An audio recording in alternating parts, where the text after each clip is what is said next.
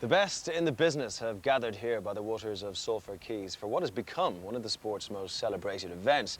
Not only is this a chance to pick up some vital World Cup points, it's also the National Championships and the final opportunity for British athletes to qualify for the upcoming World Cup in Japan in September. So, quite a lot at stake. Not that they'll have time to dwell on that as they enter what's commonly known as the bun fight, the 1500-metre swim. The Brits seem to like the physicality of it all. Richard Stannard usually leads the pack out of the water. Racing on home soil is just an amazing experience. On the run section we come in through the Lowry Centre and they're banging the advertising hoardings every time you come through with GBR on your top. Makes the hairs on the back of your neck stand up, and you know that's why you do the sport. Stuart Hayes started life as a swimmer, and were it not for a penalty he would have won stateside earlier this season, although he feels quite at home in British water. I've been swimming well in the last couple of races. I've been coming up at the front, so hopefully on race day I can do the same as what I usually do, come out with the leaders and go from there on the bike. It's just a great race. Like, lots of people come to watch the race, even if it's raining. It's just a great place to be. It's Harry Wiltshire's debut World Cup year. He's an exciting prospect who could dominate the swim. On the women's side, it's pretty strong too. Leanda Cave, 2002 world champion, is not feeling in the best of form at the moment, but is always a danger. Andrea Wickham is on a high after her Cornerbrook win, but the swim is in the forefront of her mind. I'm hoping to have a decent swim. I think if I, had a good swim, I can, get out in one of the early packs would be good. It's a really good quality field. There's a lot of people in it, and I know it's going to be a really tough race, so I'm just going to have to perform my best. The reigning ITU world champion Sheila Taormina is no stranger to the water, unlike some of the sights and sounds of Salford. I took it upon myself to see what floats her boat. We have two doggies. Two doggies. And I saw a parrot already in there, so they make the trip too. Hello, hello. I've never seen one of these before, so he said, "You want me to just knock and see if we can go tour one?" You see, I told you, Pete, people in this part of the world are very friendly. Yeah, even I love a couple it. of strangers. It's there. You see, come to the industrial north for some new experiences. Very neat. Never been on one of these before. Have you ever seen anything like that before? Never seen a narrowboat before. Nope. Now, as much fun as you haven't really been competing that much. No, I've only done one race this year, so Salford will be my second race. I'm not in the tip-top shape that I tried to be in last year. And this is going to be my retirement year from the sport. I'm going to be moving on. Because you want to move into a completely different area now, don't you? Right, yeah. Tell me all. I have an opportunity to try and make an Olympic team in a third sport because I had competed in swimming in '96 and then in triathlon back in 2000 and 2004. And no one's ever made an Olympic team in 3 sports. And so the opportunity is sitting there. Modern pentathlon is a sport that seems to suit sort of my passions. 3 skill sports, the shooting, fencing, and equestrian, I've never done before. But I flew out to San Antonio, Texas, where the Federation was headquartered, and they recruit swimmer-runner combination people, and then they test you in the other 3, and they seem to say, you show potential in these other 3, and the willingness to learn. I'll just have to see in my first competition how it goes. Could you cast your experienced eye across the field here this weekend? Who do you fancy? Who do you think we should look out for? Who do you think's got a really good chance? Liz Blatchford from Great Britain. She's always tough, and she's going to be a great runner. I pick her to possibly be a person who could win it. And she can swim, up there with the top swimmers and strong cyclist. And then you've got Michelle Dillon from Great Britain, who's a really good runner. And they've won World Cups before, so they know how to win, so that's always an advantage. It's hard to predict what's going to happen. Obviously, the modern pentathlon's there. If you make Beijing, I hope you do. It'd be fantastic. But I've got a very good feeling that we might find you holidaying on a narrowboat down these canals at some stage. You seem to like it. Yeah, I love it. Maybe Sue and... From the swim, they go straight into the 40k bike ride, which consists of 4 10k laps going from Salford right into Albert Square in the centre of Manchester and back to Salford again. And if the traditional bad weather arrives, who knows what drama might unfold here. And on the bikes, watch out for that favourite of ours, Andrew Johns. After a disappointing Olympics, the winner here in 2003 took 6 months out to reflect and reassess. But he's back and better for it. I got a bit too serious leading up to Athens and probably put a bit too much pressure on myself. At the end of the day, it didn't work for me. You know, I like to enjoy things and relax, and I think I train better and race better that way. Matt Reed, the Kiwi now competing for the USA, is one of the few who'll welcome a bit of wind and rain. His former compatriot, Sam Warner, may not feel the same. Japan's weather seems to suit her. She won the World Cup of Nishigaki earlier this season.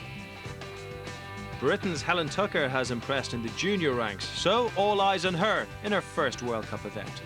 I think the more races I do, you get confidence from racing. So hopefully, if things go well. I mean, I don't want to sound too confident in case it doesn't go well. But I'm in good form, so hopefully it will. And then, after all that jostling for position, it's the 10K run, the business end of the race. Who has got their tactics right? Who will make that decisive move? If you mess up here, you really will see red. Michelle Dillon is used to seeing gold, Salford gold. She's one of the strongest runners in the field. It's my 5th time, and I won it last year, and so it's a special event to me. And it's the only World Cup in Great Britain, and so yeah, I'm definitely looking forward to the weekend. Olympic bronze medalist Magali DeMarco Mesmer is back after a foot injury and is definitely worth watching. Last year, Liz Blatchford was Australian champion. This year, she's competing for Britain and is a local favourite. The whole run course is always lined with spectators, so when you're having a dull moment, you know, somebody cheering you on, so it helps. And plus, my family are all here, so that's more motivation to spur me on and do well for them. USA's Victor Plata is about to take a break from triathlon to study. He comes to Salford in good form after posting the best World Cup finish of his career with a 2nd place in Cornerbrook. The man who beat him to the line was Britain's Tim Don, the first man to bag 3 World Cup wins in a season. The weight of expectation is on the current British champion, although, as usual, he finds plenty to smile about. Well, Tim, as nice as it is sitting here now, there's no rain, but that water looks dark, it looks cold, it looks a little bit murky. Not too inviting. Yeah, that's nice. Really got me in the mood for triathlon there. Can't wait. No. Yeah, shall I have a little test? Good luck. It's not bad. Isn't it? It's not quite swimming trunks yet, is it? It's not Cancun, no way. No way, wetsuit, definitely. I mean, there's a huge international field here. It's going to be quite rough out there, isn't it? Oh, definitely. The first lap is going to be very rough. The course is quite tight, so I think you've really got to get out there fast to try and hold a good position, and then swim quite aggressively to hold that the whole way around the swim. You actually want the good people around you, because those guys, they're not about the hustle and the bustle, they're about the triathlon, they're about the swimming. And Matt Reed, I think he's number 3 from America, he's a gun swimmer, and he's about 7'8". No, he's a massive guy, so it'll be nice to get on his feet and start to get the draft early. So, you know, it's more towards the end of the bike and the middle part of the run that's when you want all the big guys, the top guys, to drop back. Let's talk about your form at the moment anyway. 3 wins in the bag, it's all going quite well for you. Oh, definitely, but I think I'm swimming a lot better than I've swum I think ever in triathlon. And although you might win the race on the run, because you're more efficient and you're saving more energy on the swim, you've got that extra 1 or 2% for the run. The thing now with triathlon at our level is all 3, you have to be on top of your game. You can't just be saving yourself for the run, so to speak. But we have to mention just briefly the Olympics, but more so, well, we don't have to. No, go on. If I mention it, am I going to end up in there? No, You're going to chuck me in? No, but it's more so a case of the fact that, you know, the Olympics there was one large race just sitting there that you had to deal with. Are you kind of relieved that it's out of the way and you can concentrate on the World Cup now? I don't know about relieved, but it's definitely nice not having such a major focus this year, and I do enjoy racing, and last year we didn't race so much because, you know, we were preparing, because Athens was such a unique course with the tough hill and obviously the heat. But no, this year I have been able to go out there and choose my races how I want and not worry so much about one particular race. The World Champs aren't till the end of the season, so you know, it's good to be consistent throughout the year. Now, of course, these days a lot of swimmers are shaving themselves down. Bit of streamlining going on. Obviously, you've decided not to do that with the hair. But where's the beard gone? The little gangster beard. No, the gangster boy. It only comes out every so often. I'm saving it this year for the World Champs in Gamagori. So hopefully that'll give me a bit more strength. You know, because everyone raises their game, so that's how I raise my game. By growing a bit of facial hair. Definitely, it's the way forward. It's race day, grey skies overhead, as yet no rain around the Quays here, which is very good news for the elite athletes who'll go out in a very short time indeed. Very good news for the age groupers who've been out early this morning, a lot of them just coming through at the moment. Good crowd here to greet them as they come into the loop, looking very tired but very happy indeed. Now I'm joined of course by an elite runner who's very well known in the hearts of all British sport lovers. Mark Jenkins, of course, there's enduring images of you at the Athens Olympics carrying the bike on your shoulder. Still people talk to you about that, Mark? It's still a big talking point. Yeah, I'd like to forget about coming last at the Olympics, but I think the way I finished and everything, people took it to heart and thought it was a great achievement. So I'm grateful for all the nice things people have said and keep saying about that event. Now, Mark, we're delighted to have you as part of our commentary team this year, but it does mean that you're obviously not competing because there have been some medical problems in the past. Yeah, that's right. Pretty much since the Olympic Games, everything's gone downhill, and even prior to the Olympic Games. This year I started racing in Hawaii and Mexico. Since then, my training dipped. I didn't know why, and it turns out I've been suffering with DVTs over the last few years. I'm genetically prone to it, so now the doctors have picked it up. Hopefully my health can get back on track, and hopefully I'll be racing by April, May next year. Good. Well, we look forward to seeing you back. Well, let's talk about today, first of all. Athletes, of course, from all around the world here today. This really is a big World Cup race. Who do you fancy at the moment? Oh, there's a lot of names here. Tim Don has won 3 World Cups, so you've got to fancy his chances. Then on the women's side, you've got Sheila Tormina. She's the current world champion. You've got Leander Cave, world champion. You've got Andrea Whitcomb, Michelle Dillon, Maxine Sears. There's just names and names. You just can't mention them all. So it is open. You just never know who's going to win in triathlon. Well, Mark, the crowds are building up nicely at the moment. It's going to be a really enthusiastic and big crowd out here today, isn't there? Yeah, hopefully the weather holds off and the crowd comes in. It's always better for the athletes when there's a big crowd. Keeps you going. Well, I know Graham Bell is enthusiastic and waiting for you. We'll see you later on. Thanks very much. See you later. OK, well, not far till race actually starts, so let's join Steve True and first, Matt Chilton. Thank you, Craig. Yes, 12 months ago, the weather was so atrocious that the helicopters struggled to fly. But as you can see, this time around, they're bringing you fantastic shots of the Manchester Ship Canal, the Salford Quays regenerated now, and the elite women athletes are getting ready to go. There's Liz Blatchford amongst this group of women who will now be marched out onto the pontoon. Samantha Warner from New Zealand there, looking slightly nervous. Andrea Whitcomb, one of the British hopefuls, looks pretty calm. Now they're called forward. That's Pip Taylor from Australia, looking very calm. She won this event 2 years ago, and Taylor just cruises out onto the pontoon. Pretty good conditions. Alongside me, Steve True.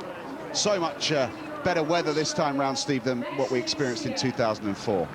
I think, Matt, 7 years that I've been involved with this event, this is the first time that we've started off the Elite Championship without any rain coming down. So let's keep our fingers crossed, hope it stays right throughout both the elite races. Now, the athletes are wearing wetsuits. That's a requirement because of the temperature of the water. We have a camera in the water, and we pick up a spectacular shot of the elite women in their dive start. Now, the race can be won and lost in a situation like this. Injuries quite often picked up when they jostle together, elbows and arms flying everywhere, feet kicking.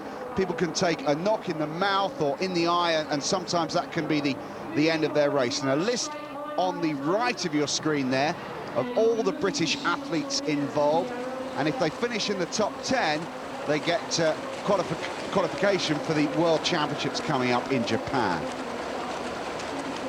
Andrea Whitcomb there, the winner of the ITU World Cup held at Cornybrook in Canada just 2 weeks ago, so she's on very good form at the moment. And there's Samantha Warner wearing number 3.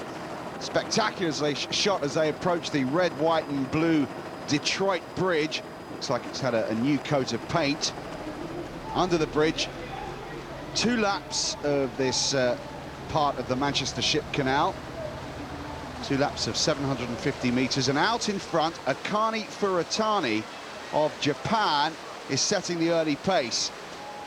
Sheila Tormina, number 8, the world champion, alongside the former world champion, number 25 from Great Britain, Leander Cave. Well, Leander Cave has had a lot of injuries since she won that World Championship in Cancun. Sheila Tormina, of course, a great athlete. 3 Olympic Games now, 1 at swimming, 1996 in Atlanta, and then the 2 triathlon Olympic Games in Sydney and in Athens. And a really very, very fast pace, I would say there, Matt. The field on that first 150, 200 metres has really spread quite quickly. That red semicircular buoy on the right of your screen, that signifies the halfway point in the first lap. They'll swim all the way round that back to the dock, and then come out and back again to complete the second lap. And it's still Akane Furuutani of Japan who leads them through at the turn. Tomina and Cave just shoulder to shoulder behind her and making quite a lot of contact between them. Helen Tucker right in there as well, one of the other promising young British athletes, competing in her first World Cup triathlon, Helen Tucker, and certainly not being outpaced in the early stages. She's right up there in the swim. The first leg of this, we then go for a 40-kilometre bike, and to round off 10 kilometres on the run stage. Well, I think what was happening there, Matt, Leander Cave was moving through. Leander Cave, a very, very good swimmer. Helen Tucker trains with Leander Cave, based in Swansea under Chris Jones. And we had there just a bit of a gap opening. Helen Tucker made a big, big push through. She's also the girlfriend of Mark Jenkins, who we featured so much in the Olympic triathlon. He had that terrible time on the bike, and obviously helping us out here today. And Mark Jenkins is speaking now to Graham Bell. So, Mark, it doesn't look like there's a break opening up yet in the swim. No, it looks like they're keeping a solid pace up, though. There's 4 girls at the front there. Sheila, Leander, Helen Tucker, with the Japanese girl taking it out, I think. So they're going to keep the pressure on now and try and get a break over the runners. How much of an advantage is it swimming on someone's heels? It's a massive advantage. You save a lot of energy and you can take the pace from better swimmers then. So you get to keep up with swimmers who are, in actual fact, better than yourself. So it's a big advantage. The elite women's swimmers are slowly approaching the end of the first lap, and Great Britain's Leander Cave has closed down on Akane Furuutani of Japan, who was the early pace setter. Now there's money to be won here. There's a preem coming up. That means it's a race within a race. There's a buoy set out, and whoever crosses the line first pockets an extra $500. Well, that $500 is very nice to win, but the athlete who wins the preem, they have to finish in the top half of the field overall. I tell you what, Matt, we've got a bit of a move up here. It looks like we've got 5, perhaps 6 athletes beginning to go away. We spoke about Helen Tucker making that move at around 200 metres. She needed to get on the group. And yes, we're getting a gap now. And Mark talked about the importance of getting with the good swimmers. We've got Sheila Tarmina here, Olympic gold medalist. We've got Helen Tucker, who's made the move. Leander Cave, Great Britain, previous world champion. I think that's Messmer there from Switzerland. I'm not going to commit myself just yet, but we are getting a move on. We are getting a move. So they're approaching the preem buoy, and Leander Cave has hit the front, and she takes the $500 on offer at the first preem. 1 preem on the swim. There'll be 2 available on the bike stage as well, but Cave is in the money at this stage as they get on their way for the second lap. And Leander Cave trains with Helen Tucker, and Helen Tucker recently came 3rd at the European Under-23 Championships. There's a lot more people doing it. I think there's like about 50 women, 60 women. I think that's a lot more than I've ever been with. So that means the swim's a bit more rough and it's a bit tougher out there. So that's always a bit more nerve-wracking. But it's the same. Like the under-23s was a really good standard. There had a lot of good girls in there. So I'm hoping that it'll be a good step up, help me in this race. The 49 elite swimmers are approaching the turn at the halfway stage of lap 2 of this 1,500-metre swim. And Helen Tucker is right in there with a chance. It's a good day for Great Britain, isn't it, Matt? Leander Cave leading. Training partner, one of her best friends in 2nd place. It's a good day for Chris Jones' Swansea training group as well. We've got 1 and 2 there in the ITU World Cup. Liz Blatchford, I think they're in 3rd place, certainly in that trail of 3 there. My goodness me. This is, if we just think back a few years ago when we started commentating on this, the standard of Great Britain women now is second to none. It really is. We're up there and we're dominating the swims. We've got 3 athletes here in the lead 6. 3 Great Britain athletes, Messmer of Switzerland, we've got Furuutani of Japan, and then, of course, Sheila Tarmina, who won that gold medal for swimming back in 1996 in Atlanta. It's a good lead, and if they can stay away, and it certainly looks like it at the moment, it's often much easier for 5 or 6 athletes to work together, to take the pace, and to move away from the main field. This could be very, very significant. What's lovely is we've got Helen Tucker up there, under-23 bronze medalist, and now she's really flexing her muscles with the big girls. Let's not forget the defending champion, Michelle Dillon, also competing for Great Britain. She's in there somewhere. We haven't seen too much of her, which would suggest that she's not with the leading group, but the swim stage has never been Michelle Dillon's trump card. She'll look to make up places on the bike stage, and then particularly when we go to the run. There's Liz Blatchford just looking forward, adjusting her breathing just to get a look ahead, and there's not much ahead of her apart from clear water. Well, I think Liz Blatchford is very happy to be there. She's letting Leander Cave do the work. We know that Blatchford is a great all-round triathlete. She doesn't have any weaknesses at all. It has to be said, though, Matt, with the standard we're at now, none of these athletes are going to have any weaknesses.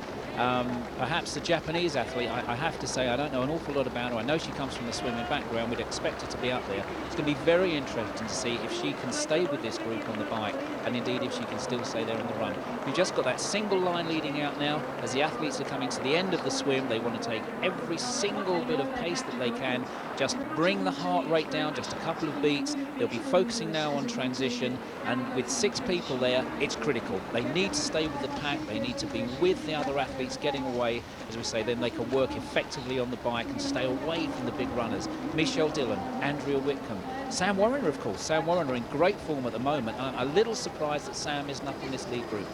Out they come, and triathlon is not all about training for swimming, biking and running. It's about getting this bit right as well, the transition. Now look at them work. They start to take their wetsuits off down to the waist. The goggles come off, the swim caps come off. Timing is absolutely crucial. Can't afford to lose a second here, and the first athlete to arrive at her bike is Leander Cave, but Liz Blatchford is just a couple of seconds behind. Liz Blatchford putting her helmet on as she steps out of her wetsuit. The shoes are already attached to the bike, and she's on her way very quickly, and she's stolen the march on Leander Cave with an excellent transition. Talmina's done well too, the swimming specialist right out there. And let's have a quick word with Graham Bell, who's with Mark Jenkins. The run from swim to bike is one of the hardest parts of the race. The athletes go anaerobic at this stage, and they can make and break a race. It's also incredibly technical as well. They've got to get the helmet on. They've got the bits of rubber band attached with their shoes. Everything needs to work. If something goes wrong here, it can be a disaster. Yeah, if your wetsuit won't come off, you drop your helmet, you can lose a lot of time, and it can mean your race over. So this is one of the hardest and most technical parts of the race, this transition here. Away they go, the leading group out onto the streets of Manchester. 4 10-kilometre laps for them to ride now. And there's Andrea Whitcomb getting her helmet on, not too far behind the leading group, and with a chance to close up. And I think Michelle Dillon is in that same group. There she is, wearing #1 as the defending champion. She won here 12 months ago. Michelle Dillon exits transition. Now, we heard Mark Jenkins refer to anaerobic when he was talking to Graham Bell. Steve, just explain that, elaborate slightly on what he said. Well, I think if we're looking at really basic levels, Matt, aerobic means with oxygen so that the athletes are comfortable, they can go on for a long, long time. As soon as they become anaerobic, they're breathless, they're having to use a lot of energy, the heart rate goes up, and they're able to sustain it with good training for a period of time, but they can't go on for a long, long time on this. They've gone anaerobic, they're going to be working on the bike now, the heart rate is going to be up there. What will possibly happen is as they progress on the bike, they've established a lead, they'll just back off a little bit, and they'll be just below or just on anaerobic level throughout the race, and lifting it until they're completely breathless coming into the last couple of kilometres on the run.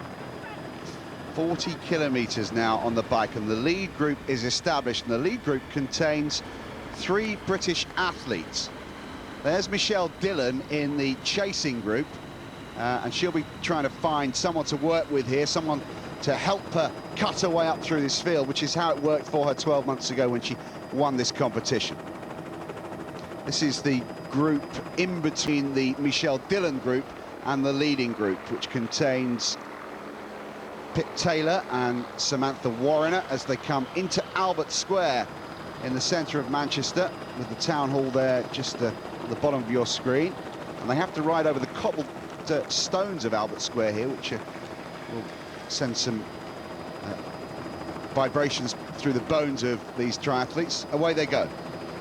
There are the leading group, with Leander Cave out in front, former world champion, doing all the work in the early stages of this bike leg of this World Cup triathlon. The chase pack are 21 seconds behind the leaders, so we'll expect to see them close that down, Steve. Well, I tell you what, Matt, Leander Cave's putting herself on the line here today, isn't she? She led most of the swim. She's got to the front of the bike. She's certainly fourth in the pack. We saw her in one of the earlier shots encouraging the athletes to come through. So they are working almost like a professional bike riders. We've seen in the Tour de France, particularly in the team time trial, where one athlete will go to the front. They'll stay there perhaps for just 15, 20 revolutions of the pedal. They'll move over. And exactly what we're saying there. Wasn't that perfect? They're the athletes moving over, moving back, moving round. Helen Tucker moving up. She looks very, very strong.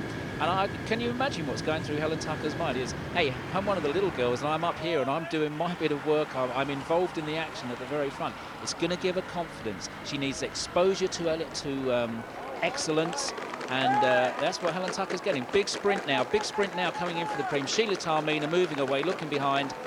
Thank you very much. $500 in my pocket as long as I stay in the top half of the field. Yeah, Sheila Talmina of the USA, the world champion in Olympic distance triathlon, takes the first $500 on offer in the bike stage, but that won't be of too much concern. There's Liz Blatchford, just off the back of that lead group, but in a strong position to attack. And there are 5 of them out in front, and they include 3 British athletes: Leander Cave, Helen Tucker and Liz Blatchford. The chase pack now 38 seconds behind, so they've lost some ground. Pip Taylor in that group, the winner here 2 years ago. Sam Warriner and Jessica Harrison, who used to race for Great Britain, now competes for France. She's also in that group. And there's the third group, which is where Michelle Dillon is. In fact, I think Michelle Dillon's leading them in.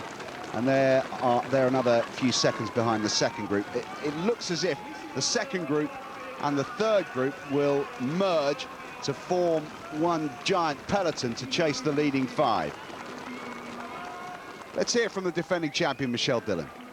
Because my swim's my weakness, I'm always chasing, so I'm just thinking, well, am I going to be able to ride this field down or keep them at a certain distance? And then, because I know when I get onto the run, I'm the fastest runner.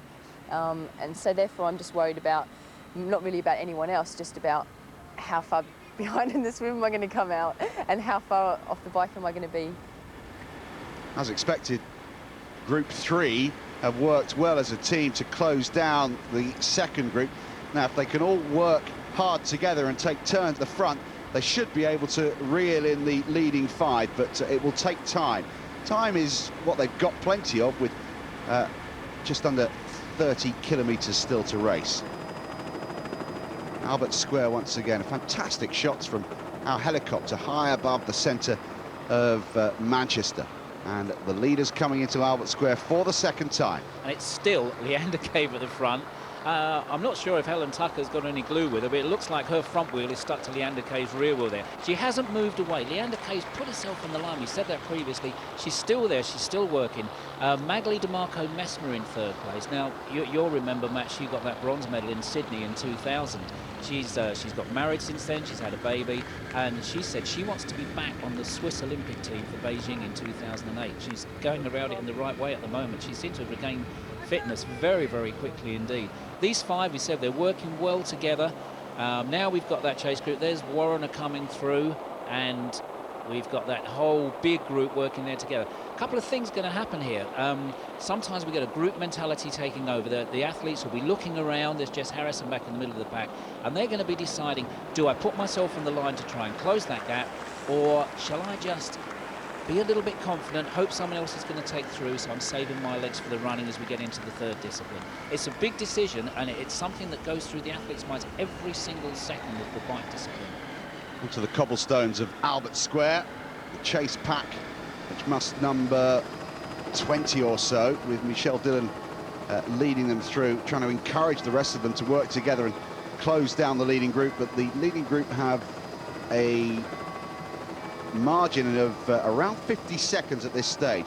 There we are, we've picked them up from the helicopter shot, just tracking along the streets of the cycle route, and there they are, still 5 of them, and still the 2002 world champion Leander Cave of Great Britain doing most of the work. Now let's have a run through the chasing group, which is beginning to spread now. See if we can pick out one or two potential. Jessica Harrison there from France, formerly of Great Britain. I think we've got Pip Taylor just in front of Jess Harrison. Remember, Pip Taylor won here in Manchester a couple of years ago. Very, very strong runner. So we keep talking about Michelle Dill and Andrea Whitcomb. There are other runners in the pack. We saw Nikki Spirich there, the young Swiss athlete. She was World Junior Champion, oh my goodness me, 3-4 years ago now, but a great, great runner. Again, we've got this great pack working here. Leander Cave, she senses that the pace is just going down. There's Nikki Spirich leading on the second pack. You've got to say as well, in the lead pack, Liz Blatchford is very confident. She doesn't have a weakness. Leander Cave is so thankfully back after this long period of illness and injury. So she's going to feel she's got something to prove, although certainly to me she doesn't. She's a great athlete. Helen Tucker is the unknown. One of the qualifying races to get into this race even was at Windsor. It was very, very hot there. She suffered a lot. It's the same race organiser, actually, John London, the human racer, who does such a brilliant job. And there must be a question mark over Helen Tucker's running, although I think the weather here in Manchester is a lot more what she's used to in Swansea than what we saw down on the Thames at the Windsor race. So really, it's a good front leading pack here. Messmer with that bronze in Sydney, you know, that was perhaps a surprise. She's proved that she can do it. I would say at the moment we've got everybody in with a chance, and maybe the significant part of the race is going to be what happens on the final laps on the cycle. If these athletes can move away, then they're going to be in with every single chance. But we've got a big group behind them. They need to get their act together. They need to chase down, and they need to get a lot closer. Just looking at the pictures now, I think this is spread out quite significantly, Matt. There's the second group. That's spread out, must be 100 yards between the first and the last in the second group. But the front five are now well on their way out on lap 3 of this 4-lap bike. They've made a little bit of time up, the chase pack. They're now just 48 seconds behind the leaders. It's not as much as I would have expected them to close down the leaders, Steve. Well, I think what's going to happen is the second part of the cycle race. There's almost a lull. The athletes get into this group mentality type of thing, and if they're not at the front, all of a sudden they find themselves at the front. They think, well, I'm not going to work. I'm not going to do it. And again, we see the contrast. Leander Cave moves through. There's a surprise. Helen Tucker stays right behind her. Magali DeMarco Messmer picks up on the wheel. These athletes are not letting any gaps open.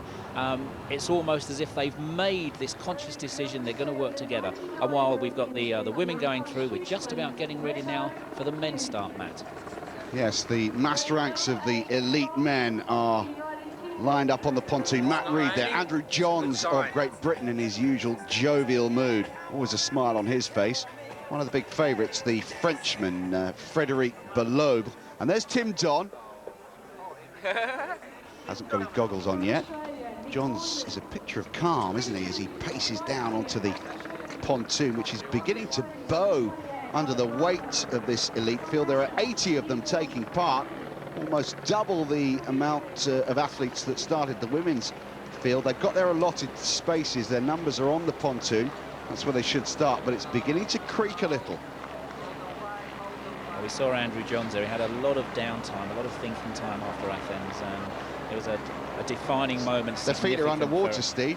Johns. Yeah, it certainly is. But I think we've got 8 athletes starting here. We had 49 in the women, as you say, nearly double. There are 80 athletes. They're all looking around. They're all going, whoa, what's going to happen here? Andrew Johns, that calm. Big period of thinking, deciding what to do, and he came back at Windsor and he was tremendous. Away they go. So many years. Someone's got left behind. One of the racers just ran along the pontoon and got left behind, but that was obviously a tactical move from whoever that was to dive in at the top of your screen where the best position is. Anyway, we'll see if he gets penalised, whoever that was. Meanwhile, back with the women's race. No change. The same 5 with the long-time leader, Leander Cave, out in front doing most of the work. I wonder if she'll pay the price for that, because it is the toughest position to be in out in front and pushing the pace of the race. Helen Tucker is where she's been for the last 20 minutes or so, right locked on Leander Cave's rear wheel. Liz Blatchford of Great Britain is also in there. This is a hometown race for Liz Blatchford. She was brought up in Australia, but she was born just outside Manchester, and all her family that have stayed in this part of the United Kingdom have come here to see her race today. And she was on the podium a year ago. She finished 3rd. They'll be hoping to see better from her in 2005. The chasing group have fallen back. Time has been lost. I tell you what, Matt, that's a little bit surprising. I was watching the lead pack go through there at Albert Square, and there was a little bit of hesitation, I thought, for the first time. You could see Leander, she was just down on the bars, but all the behind her, they were just sitting up a little bit. You could see the outside leg pressing down. They didn't want to lose anything on the cobbles. Well, we're on the men's race, and we talked about the standard of the women's. You can see here, again, we've got 5, 6 leaders from all over the pontoon who are just really trying to get through. Number 20, Stuart Hayes from Great Britain, one of the brighter prospects amongst the younger generation of elite men's triathletes. He's right up there. We'll be hoping to get a shot of Tim Don as well. Let's hope that Tim's race has started well. But look at the physical contact that goes on. You've really got to watch out for yourself. A stray foot or a loose elbow somewhere and your race can be over. Under the bridge for the first time towards the turn on this first of 2 laps, 2 times 750 metres in the Manchester Ship Canal in warmish water, but certainly not what they're used to in the Mediterranean countries and in South America and the Caribbean. Now the front 5 in the women's bike are approaching the second preem, and Messmer's got it, $500 for her. Magali Di Marco Messmer of Switzerland pockets the bonus money. Well, this leading group of 5 are working very well. Things looking good for your girlfriend. Yeah, Helen's doing very well. She's exactly where she needs to be. She's in a group with Tormina, Cave, Blatchford and DeMarco. Ideally, they'd have about 1.5 minutes over the runners. That's what they want if they're going to stay away. I don't know if they've got 1.5 minutes, but they've certainly got a comfortable advantage over the peloton, the chasing group. In fact, as the leading group go away, you can see that the peloton haven't even come round the turn yet. There they go. They cross and they get a bird's eye view of exactly what they've got to make up to get back into contention in this 40k bike. This is going to give the leaders great confidence, Matt, because every time they cross over the ins and outs, they're going to know exactly how much they've stretched that lead. 1 minute, 1 minute 15 seconds now. Mark Jenkins was talking about that 1.5 minutes. OK, we've got the runners, the big runners in the second pack. Let's not forget what great athletes we've got in the lead pack. These are not just bikers there. We've got some great all-round athletes. Certainly 4 out of the 5 have been competing at the top level for a long, long time. Helen Tucker must be just brimming with confidence there. Can you imagine what she's feeling? I'm up here, I'm still in contention. Andrew Johns closest to us, wearing number 16 on his blue cap. Well, he stopped to adjust his goggles. Obviously a problem. Some water has seeped through into the eyewear of Andrew Johns with that slow, lumbering stroke of his.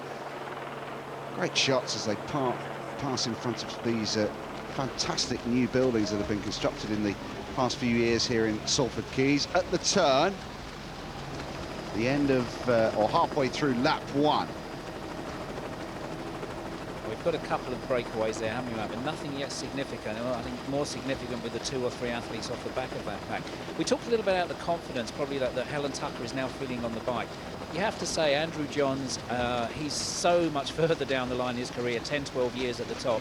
The confidence you have to be able, in this sort of competition, to turn on your back, adjust your goggles, and get back all within 1 stroke. That's a measure of the man. Ivan Vasiliev of Russia, wearing number 22. I spotted as the first man around the corner. Also up there, Frédéric Belova, number 39 of France. We'll go back to the leaders in the second stage of the women's elite triathlon, and Leander Cave once again surges forward to set the pace at the front of the group. Helen Tucker very upright, isn't she? Looking at Leander down there on the bars, but Helen confident. She knows she's on for a great race. Leander Cave leads. Well, things really hotting up here in Salford, and the British women right in the thick of things. And if the men's swimming race is anything to go by, that is going to be just as tight. It's getting very exciting. We are going to have to leave you just for a short time for the half-time scores. We'll be back in about 10.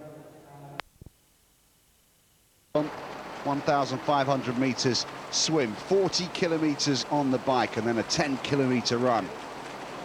Harry Wiltshire of Great Britain wearing number 70. Right up there with the best of them. Well, Harry Wiltshire, one of the proper bright young British youngsters coming through in the under-23. Will Clark also racing. Will Clark just moved out of the junior ranks. Dan Brook there as well. Ollie Freeman, unfortunately, not racing, but his coach Glenn Cook really advises him well and strongly, and he's got major championships coming up. A tough call. We've seen what Helen Tucker has done in the women's race in the under-23, so perhaps we're going to see the mark being made by the under-23 men as well. Very, very tight, this men's swim. Very tight indeed. No one seems to have really broken away. I'm sure we're going to see some action coming through. That $500, of course, and the advantage of getting to transition first, swimming a little bit later. But really, we don't have a breakaway at the front as we saw in the women earlier. And this is going to have big implications on how the race develops. The women are coming into the transition area for the second and final time, and no great change. Out in front, it's Leander Cave, who seemed to be working hardest during that 40-kilometre bike. She steps off her bike just in front of the white line and then jogs into transition, but her concentration now will switch to the 10-kilometre run coming up. Let's have another word with Graham, who's with Mark. Well, all five are coming in to wrap their bikes together. It's helmets off and on with the running shoes. This really is anyone's race now. This is anyone's race. Hopefully they've got a bit more time off that last lap of the bike and they can hold it together on the run then. But it's going to be crucial as to whether they've got a minute and a half or not. And there they go. Well, it looks like they're all going out together. Taramina running in second, Leander Cave in third, with Liz Blatchford taking the lead now. I think Liz might be the strongest runner. Looking at her there, she's looking comfortable, but it's anybody's race, as you say. Liz Blatchford is the first to exit transition, and that will give her a little psychological boost. Tucker's got slightly left behind. She was with the five as they came in. Now the second group coming in. Samantha Warriner wearing the red outfit right alongside Nicholas Spirik. And again, they're just off their bikes just in time before the white line. Spirik will hang up her bike first.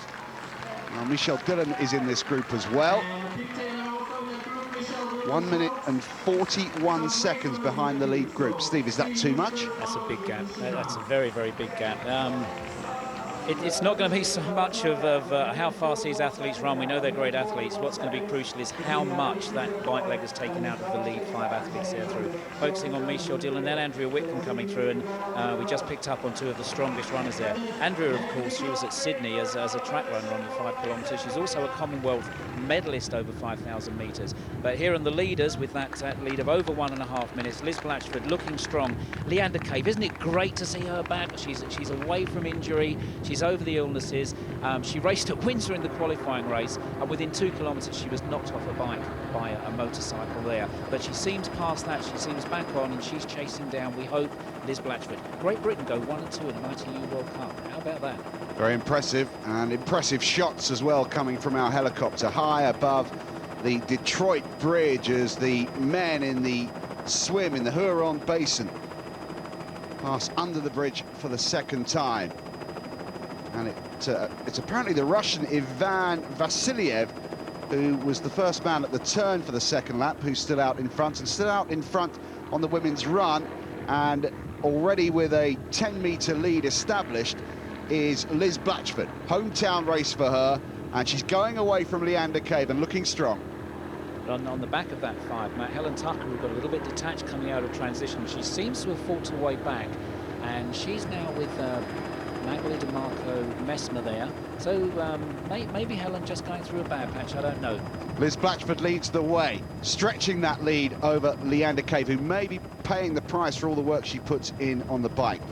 And Tucker and Magali DeMarco Messmer and Taumina are the other three who were involved in that leading group on the bike, but they've been dropped slightly. Now the second group is led by Michelle Dillon, with Samantha Warriner of New Zealand in the red right on her shoulder.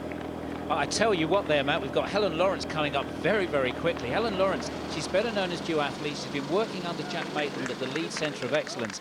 I don't know what they've been doing through the winter, but for Helen to be here after what we know has always been traditionally a weak swim for her, that is a fantastic breakthrough for her. Liz Blatchford leads on that turnaround just by Old Trafford. The statue of Sir Matt Busby reflected in the glass front of the Theatre of Dreams as these triathletes come round the turn on Sir Matt Busby Way. There's DeMarco. She's been left behind by Tucker. Meanwhile, down at the Huron Basin, the men are about to exit the water, going to transition and pick up their bikes. Let's see them come through here. There's a big group out in front. It's number 36 out in front. That's Paolo Miyashiro of Japan, and somebody swum right into the wooden pontoon. That will hurt.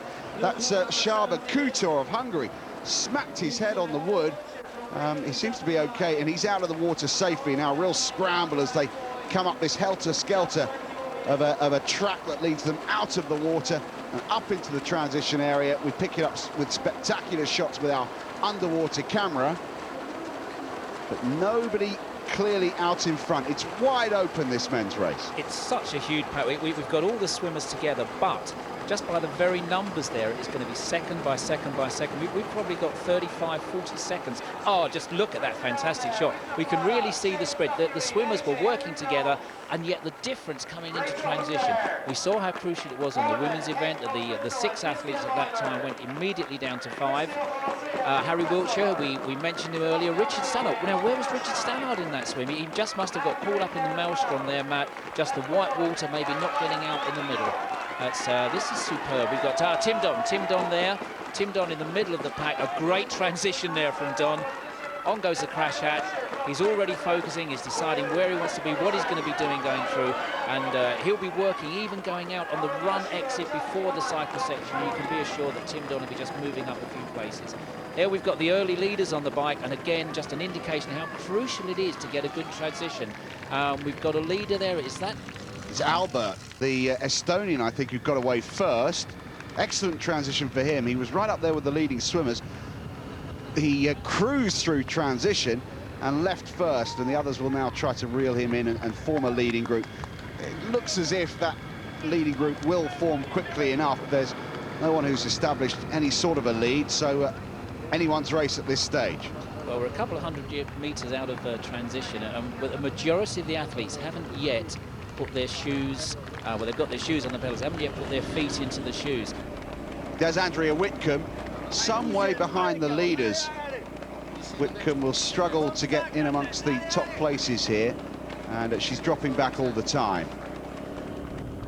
Racing with a group of 4. Now let's ride forward with our camera mounted on the back of the high-powered motorcycle to see the gap between the groups. There's the Spaniard Maria on her own. She takes some water. There's water on offer all the way around the group. Now the 3 together here are Warriner, Lawrence at the back, and in the middle, the defending champion, Michelle Dillon. We know Dillon's a good runner. 12 months ago, she made up an awful lot of ground to win this competition, but she's got a lot to do here. Over the Lowry footbridge, spectacular landmark out here in Salford Quays, comes the leader in the women's elite competition. It's Liz Blatchford at the end of her first lap. And that chasing 4 are down to 3, Matt.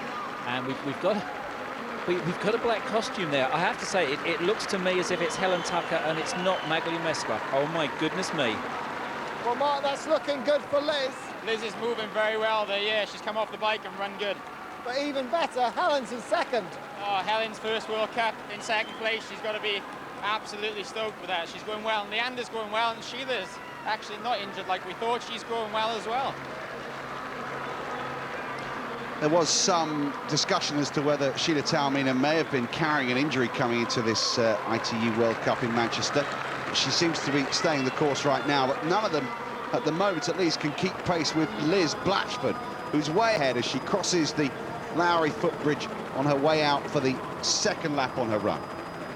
Liz Blatchford is looking strong. I think what was important for Liz was to make that move early on. She's established the lead, and again, it's the mind games going on in the 3 chasers there. If they've got enough to be able to move up, also, I guess the mind games going on in these 3 chasers here. Talking about the confidence, Sam Warren are leading, Michelle Dillon. I guess the difference between this year and last year, Matt, was that last year Michelle Dillon, she caught on the bike. She got up to the lead pack on the bike, and that's going to give them a lot of confidence, whereas this, she's playing catch-up from a lot later on in the race. This trio are about a minute and a half behind the leaders. Let's join the men's race again. Now, that's one of the Brazilians, Virgilio de Castilho, wearing number 40. He's made a mini break. It won't be long before the chasing pack, with the benefit of quantity, will close him down. But they're in the thick of their bike race now, and a massive group has formed. It's a giant Tour de France-like peloton, snaking its way through the centre of Manchester as they come into Albert Square and out onto the cobblestones. think it's always a judgment call when you've got a big pack like this, Matt, because if someone does just sneak away, he's not going to be seen by all the pack, just the guys at the front. Perhaps, you know, people have got to think if they can get away, they're going to get a chance to stay away. Liz Blatchford, doesn't she look good when she's running? She's been racing very well throughout the season. She looks tremendous on running. She certainly doesn't look as if there's any fatigue there at all. That first lap was great. Oh, we've got a bit of a breakaway chasing through in second place. It's Helen Tucker. I'm sure that's Helen Tucker now in second place in the black tri-suit. So Britain go 1 and 2 in this ITU World Cup here at Salford. I mean, fantastic for Liz Blatchford, but I don't know. Who would have expected this before? Helen Tucker, a bronze medal in the under-23 Europeans, and now she looks to be holding on to second place, just behind Liz Blatchford. Helen Lawrence maybe just dropping away now from Michelle Dillon and Sam Warriner, but it's not significant yet. But Sam Warriner's looking strong as well, and I think she's certainly making some time up, and it must be great for Michelle Dillon to have somebody leading her out.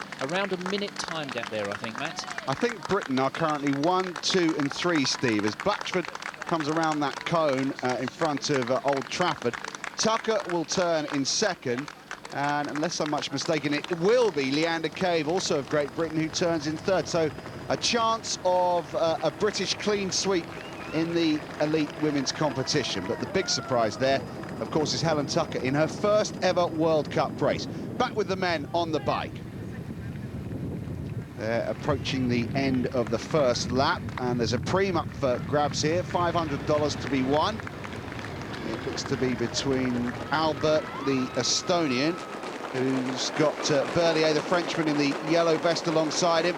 Oh, and it's a sprint for the money, and Berlier gets it, $500. Now, just let me remind you that this is also, as well as being the ITU World Cup here in Salford Quays, a firmly established base for the ITU World Cup Tour, this is also the British National Championships, and that's significant because the British athletes involved are racing to qualify for the forthcoming World Championships. Yeah, it's, the criteria is they need to get in the top 10 here in the ITU Salford World Cup, and there's 6 people going, 6 athletes going, men and women. So if an athlete were to be 7th Brit and in the top 10, that's going to cause all sorts of problems. Liz Blatchford looking superb there. Sam Warriner, and I think Sam Warriner has just moved up a bit of a gear. She must start thinking second half of the run, I've got nothing to lose now. Michelle Dillon still with her, and they're catching Mesmer, they're catching Magali DeMarco-Mesca there, Matt, certainly. And it's great to see her back. It does take time back when you've been away, of course, but credit to her for putting herself on the line here in this World Cup. Let's accelerate forward to see the gap between DeMarco and Cave, who is alongside Taormina. They're shoulder to shoulder now, battling it out for 3rd and 4th place. And ahead of them is Liz Blatchford and Helen Tucker. Back with the men, and a small group appears to have formed at the front. Well, it's not really a breakaway group. There's just a little bit of a gap between these 5 and the rest of them. There are some twists and turns on the course, and this is the opportunity for the athletes to get away. If they accelerate hard out of the corner, they can steal 5, perhaps 10 metres, and it's then the responsibility goes on to the chasers if they want to try and break them down, or if they think that the athletes are really just playing games, trying to break up the field, and they're going to sit back and let them come back in. Again, always the judgment calls, always the mind games going on, the mental discipline of whether to attack, whether to stay back, whether to hold it on. It's we talk about it being not 3 disciplines but 4 with the transition. I guess it's really 5 disciplines with the mind playing such a huge part. Liz Blatchford at the end of lap 2, where she's been since the start of this 10,000-metre run, out in front, and she crosses the line, and if she stays there, the next time she comes through, she'll be taking the tape with her as well. She is the reigning British champion. She finished 3rd here 12 months ago, and she's being warmly applauded by this decent crowd who have come out to cheer the triathletes through. And Helen Tucker also reveling in the atmosphere of this finish area here. 17 seconds behind Blatchford, but on her own for the moment in 2nd position. Now, can she hold it? Because there are decent runners behind her, and here are 2 of them. Cave currently in 4th. Ahead of her, Sheila Taormina, the world champion of the USA, just a yard in front in 3rd position. Clearly not carrying an injury at all, as was thought. There's Warriner. Behind Warriner, Dillon. then DeMarco, then Lawrence. The chasing pack 57 seconds behind Blatchford. What a great second lap Helen Tucker had there. She lost just a few seconds perhaps on Liz Blatchford, but she managed to put in over a quarter of a minute into her chasers, moving into really quite a substantial time gap between second and the third and fourth. Sam Warren looking very strong indeed. We've got a small break going off again. Now, is this just another false dawn, or are we going to have the athletes staying away this time? I think it's Albert, the Estonian. It is indeed. He's had a couple of attempts at breaking away. He's having another one now. Michelle Dillon has been dropped on her final lap, and she's breathing heavily, not looking particularly comfortable.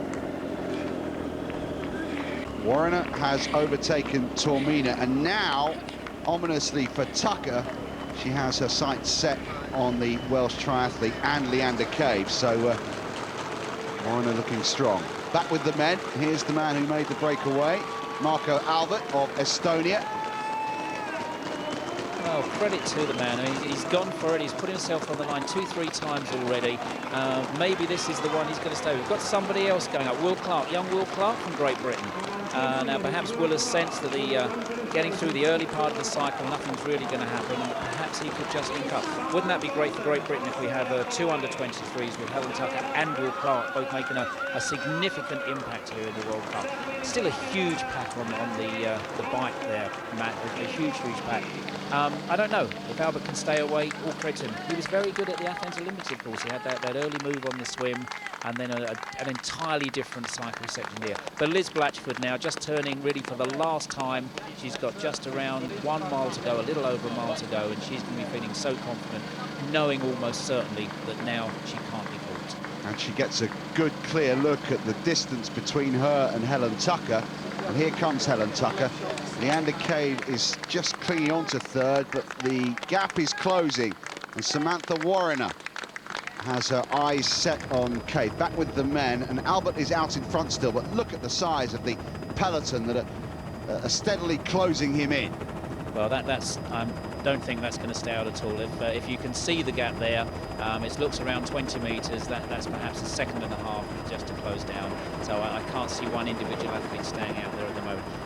The course is flat, and despite the turns, the ins and outs, it's very difficult to say. We can see that closing down already. If we had a group of 3 or 4 or 5 or 6 trying to break away, maybe we'd see something different. Now we've got somebody making another move. We'll see what happens. A little look behind. Is anybody coming with me? Not so sure about that. Somebody else looks behind. Aha! So we've got one gap of 20 metres into a second gap of 20 metres. Well, the breakaway rider just glances over his shoulder, but no one wants to go with him, so he won't stay there for long. Now, Warrener has caught and overtaken Cave. The New Zealander now closing in on Helen Tucker. Tucker on her own in second position. She might be about to be relegated to third because Warrener looks strong. Cave looks drained, not in the best of form, slightly out of race practice as the men now tackle lap 3 of 4 on the bikes. Well, through that Albert Square, heading their way back to the Salford Quays. We've got a group of 3 now. Perhaps this is a significant one or not, I really don't know. If we just think back on the women's field there, the other athlete I thought looking very strong there was Helen Lawrence, Matt. She'd originally been in that group with Sam Warrener and Michelle Dillon. Sam has moved right up and looks to be challenging for certainly silver medal position, if not the gold. We'll have to see on that. But Helen Lawrence, again, you know, maybe we've got this established order of Great Britain triathletes beginning to break down, and we're seeing the new athletes, the newcomers coming through. Warrener into the silver medal position. Helen Tucker's not giving up, is she? Just look at her. Warrener's come past, and this is the first time since that first opening 1,000 metres that Helen Tucker's had anybody come through, and she is not giving in. Sam Warrener, such an established athlete on the World Cup circuit, the ITU World Cup, but Helen Tucker says, no, I've worked for this one and I want it. Here we go for the pre-match. Yeah, the end of lap 3, and for the second time in the race, Sebastian Berlier takes the money. That's $1,000 that he will go home with, providing he finishes in the top half of the final standings. The men rounding the little roundabout there at the end of lap 3. Easier to come round the turn on your own as a biker, tougher when there are lots of you. Meanwhile, crossing the Lowry footbridge for the final time, Liz Blatchford of Great Britain lifts her sunglasses up and starts to smile. She'll be getting plenty of high fives from this crowd who have come out in their thousands, and they've been rewarded in Salford Quays with a British win. Liz Blatchford crosses the line. She wins the Countryside Properties Salford Triathlon ITU World Cup in some style. Will she be joined on the podium by another British competitor? Samantha Warriner has left Helen Tucker behind, but what a debut World Cup this will be for Tucker. Warriner of New Zealand crosses the line now to take second position, and what a World Cup for Helen Tucker. The Welsh triathlete comes through, her first ever taste of World Cup action, and she's on the podium with Blatchford and Warriner. Leander Cave will be slightly disappointed. She's absolutely given it her all, but she's clearly exhausted. Cave takes 4, and yet another British athlete qualifies for the World Championships as Helen Lawrence crosses the line to finish 5th, and Sheila Taormina, the experienced American, some way back in 6th position. Terrific finish. What a run from Liz Blatchford, and the timing of her race was absolutely perfect. Last year's champion Michelle Dillon crosses the line and immediately falls on her backside, and Whitcomb is through, but Tucker celebrates with boyfriend Mark Jenkins, her 3rd place. Quite brilliant. Back with the men. That was superb. We've still got this big pack on the men. Again, we've got another attack going. Well, maybe we're going to see a difference this time. 2 athletes, they're looking back. A couple of words exchanged there. It's the Frenchman, I think. Frédéric Belobe has gone away with Marco Albert, the Estonian. Albert, who's already had a try on his own. This time he's got some company, and Frédéric Belobe has gone with him. Now, this is different. This is different. We've got the athletes, they're down on the bars, they're looking at each other, they've started talking, they've made a move here for the first time. It looks significant, and they know we're coming towards the end of the bike section.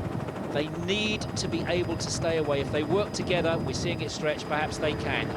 Let's hear from Liz Blatchford. She's talking to Craig. Well, Liz, I don't think there could have been a more popular winner here today. Thanks, it's great to win in my hometown, I guess, and with such a big crowd here today, it's been fantastic. I mean, it was a tough old race, but you still had the energy to high-five nearly every single person as you came across the finishing line. Well, when the people have got their hands out, what else can you do? And I had a bit of time up my sleeve, so that was good. Let's talk through your race, because you're looking strong all the way through there. Yeah, I had a strong swim, was up in the first 3 out of the water, and a small group of us got away, and that, you know, that's always good to get a small group because you work well together, and the 5 of us, like, everyone worked hard, and we managed to, like, extend the gap to a good lead into the run, and I just think I just took it from there. Into Albert Square, and it's Marco Albert and Frédéric Belobe who have gone away, and the pack haven't been able to keep tabs on them. Belobe is taking his turn at the front, round that right hand, just eases off on the pedals. Now they go onto the cobblestones, out of the saddle, pushing hard, looking to accelerate, and he glances over to see where the chasing pack are. They're nowhere to be seen. The Frenchman and the Estonian, here they come now into Albert Square, but the Frenchman and the Estonian have made a successful break. Well, good for them. Albert's been so brave, hasn't he? Right throughout this cycle section, he's been attacking. And now with the past World Junior Champion, Freddie Belobe, going with him. They do have something working here. It is the last lap. It's not a great lead so far. Now, Sam Warriner finished 2nd in the women's elite race, and she's caught her breath and has found time to talk to Craig Doyle. Well, Samantha, tough all finish there for a bit. Well done. You must be delighted. Yeah, it was. I was a bit disappointed because I had a pretty good swim and got out in the chase pack, and we were like 15 seconds off that main pack, but we just couldn't get together to work. And next thing you know, there's a big group of us, and I was aware that there's some strong runners, Michelle Dillon, Andrew Whitcomb, in that pack. So I was a bit like, oh no, but I just had to keep my, keep thinking smartly, and just rest my legs, and then hopefully on the run, as I did, pulled it off. So I was really pleased. Into transition, the 2 leading men who made that brave breakaway are rounding the turn, and they'll be stepping off their bikes just short of the white line.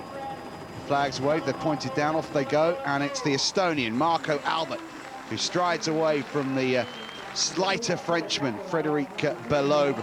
And Albert will arrive first to hang up his bike, and they're the only two in there. Well, his bike's fallen over. He'll have to stand that up, and the marshal is pointing that out to him, otherwise he'll receive a penalty.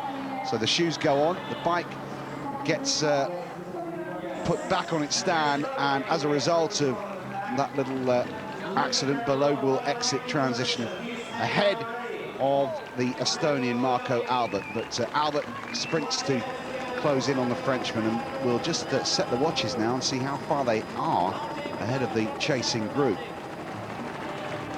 Well, it does look like a big lead there. We've got the mass of triathlete humanity coming through, and it's not easy when you've got so many people as coming into transition. They had it so much easier. I think that was Simon Thompson up on the side of the screen there coming through. Simon Thompson's a tremendous athlete. He went to Athens, of course. He crashed at on the descent on the cycle there. Tim Don looking good. Tim Don very, very good in transition. We're going to see that. He's going to want to be using his running skills. He's already had 3 ITU World Cup victories this year. So Tim Don is the man in form, and the rest of the field certainly know that. Still wide open in this men's elite competition. There are 2 out in front. The rest are chasing them down. Let's hear now from Helen Tucker. Helen, congratulations. Fantastic result for you. You must be very happy. I can't believe it. The swim I didn't find too hard, and then on the bike, Leander Cave did so much work. I mean, she's the one who got us the gap, really. And then I got onto the run, and I felt really bad for the first K, and then for the middle 5K, I was flying. I was like, oh my God, I'm going to win. And then it kicked in a bit, and I was just like, I've got to hold on. And then when Sam Warner came past me, I stuck with her for as long as I could, and then by the finish then, I'm really pleased. Clearly delighted, Helen Tucker, and well-deserved, I think, because that is a stormy performance in her first ever World Cup. Now, out in front, we have a clear leader in the men's elite competition. It's the Frenchman, Frédéric Belobe, who won the Madrid World Cup last season, so he's no stranger to success at this level. And he's left the Estonian in his wake, and Marco Albert is clearly struggling here. Well, Albert's running well, but Frédéric Belobe is just running superbly. I had a chance to talk to his team manager, Philippe Fattori, just before the race, and Philippe was saying that Freddie has been injured for around 3 months. He wasn't quite sure of his form, but he is a man with immense talent. He won the Madrid World Cup last year. He won the World Junior Championships in triathlon just a couple of years ago. He's a great character, he's a great athlete, and I tell you what, the way he's running here today, just the cadence, the knee lift, really look to be so strong. We can just see that now. He looks confident, he looks fast, he looks to be the man in control, and I'd certainly rather be out where he is than in one of the chasing pack trying to break down that 40-second lead that he had at transition. The chasing pack had reduced that somewhat to about 35 seconds. Let's see who's amongst the chasing group. Tim Don is there with the white cap, currently second in that group. Rito Hoog of Switzerland also in amongst them. Stuart Hayes is there, one of the bright stars of British triathlon. That's Hornman of Australia coming through to try and join that group. But out in front, crossing the footbridge, the Lowry footbridge for the first time, is the leader in the men's competition, Frédéric Belobe. Freddie's he's full of fun. I guess he's a French equivalent of Tim Don. If there's laughs to be had on training camp, you know that Freddie's going to be around there. He has a great sense of fun. However, he's also a tremendous trainer. Whatever set for he managed to get through. I know Philippe Fattori was, of course, a professional triathlete in his own right and a great performer on the ITU World Cup. Philippe says he has an awful lot of time for him because he lifts the group. He manages to lift a group, and when things are getting tough, it's a few words. I couldn't even think to translate French jokes. But he's the man who managed to get inside that group and to lift the quality of training and to lift the atmosphere in the group. Tim Don coming through second now. It looks as if they've pulled a bit, but that's a significant lead for Freddie Belobe, who'll be taken into the second lap of 3 on the run. They've closed in on the man who started second, Marco Albert, the Estonian, who left transition for the second time with Belobe. And Tim Don enjoying his moment. He surged to the front, thinking to himself, I'm going to be leading this chasing group as we come through the turnaround point in front of the massed ranks of triathlon supporters here, just to give himself a boost. And they've really risen to that. And Tim Don leading the chasing group. He's currently in second position, but with some good solid runners in that group as well. Rito Hoog moving alongside Tim Don as we pick them up from the helicopter shot, crossing the Lowry footbridge and out on the second lap of the run, and that's where we find our leader, Frederic Belleau. He looks really cool, breathing easily. No real effort going into this, or that's how it appears. Of course, there's plenty of effort going in. Tim Don, not such a relaxed style. He's got this Radcliffe-esque style about him with his head bobbing up from side to side. Never really looks comfortable, but that belies his talent as a runner. Now we can get a good look at the gap between Belleau and the chasing group, and it's significant. Nothing but empty tarmac, and finally we pick him up. Frederic Belleau rounds that right-hander out towards Old Trafford. No real danger from behind for the Frenchman right now, and once again in the chasing pack, Tim Don tries to inject a little bit of pace. The man just behind him is the Czech triathlete Filip Ospoli. He's a decent runner as well. To the end of Samat Busby Way, and Belleau accelerates away. Looks really solid here, Steve. He does look solid. I think Tim Don was testing people out there, see who was going with him. They've certainly split that the chase pack down to 3, but it's Rito Hoog from Switzerland who's now leading the group. Ospoli looks very strong, I have to say. He's a chunky runner. He doesn't look as smooth as Tim Don, but he's up there and he's working hard. They're looking around to see if there's anybody chasing them. But we're halfway through now. We're 5 kilometres into this 10-kilometre run, and the man in command is still the young Frenchman, Freddy Belleau. Absolutely in command, and that break he made towards the end of the 40k bike leg is now very significant. He went away, he was joined by Albert, who couldn't keep pace with him on the run, and it was all about timing. He picked his moment. They raced on the bike as a mass group for the majority of it, for 80% of the bike leg, and then Belleau picked his spot, and he gets the bell at the end of lap 2. One more lap to go, and this World Cup Triathlon title here in Salford Quays is his, and he's being warmly applauded. Generous applause by the Mancunians here for the French triathlete. Well, this is a young man who knows he's running. That initial lap, the information we're getting is that the chasers closed him down around 12, perhaps 15 seconds. But what's happened is on this second lap, he's managed to move away a little bit again and caught 3 of the seconds back. Let's get a roadside report once again from Graham Bell, who's with Mark. So, Mark, Tim Don leading the chase. Can they catch Frederic Belleau? They can catch him, but they've got to go harder now for this next 3K. They've got about 35 seconds gap, and it's going to take a lot to catch that now. Obviously, they'll be getting very, very tired at this point. The Frenchman did look like he was running well. What are the chances? Yeah, Frederic's running very well, but the carrot's out there. He's the carrot for them to chase. They know what they've got to do. They've got to pick it up, and Tim is fantastic in this last 3K, so they could catch. Picking them up again from the helicopter, Tim Don just wipes his brow with his left hand. He's not looking particularly easy. Compare his running style to that of Rito Hoog, who's on his shoulder. Much more upright, much more relaxed, and the Czech athlete as well, Filip Ospoli, with his white baseball cap reversed. He's in that group as well, but they've got it all to do to catch Frederic Belleau. They've got it all to do, certainly, but if they're the chasers rather than the man being chased, sometimes just that little group impact is going to make a difference. I think Belleau has paced it so well. There's always a tendency, there's always a fear when you're chasing out of transition that perhaps you're going to go off a little bit too fast. And the indications that we've had from those lap splits, the first and the second lap of the run, have been that, yes, Belleau lost time on the first lap. He's picked it up a little way again. Now, 25 seconds with less than 3 kilometres to go now. This is a real judgment call. If the young man can keep his head, if he can maintain his form and not try and make a break now, that's what he must not do. He's just got to hold the pace, not try and accelerate away. If he does that, he's going to be under threat. If he maintains the pace as he is at the moment, it's a big lead, man, a big lead with a mile to go. And now he will eyeball his chasers. There they go, the 3 hounds chasing the fox. The fox is Frederic Belleau. These 3 trying to hunt him down, but, well, their pace is decent, but is it enough to catch Belleau?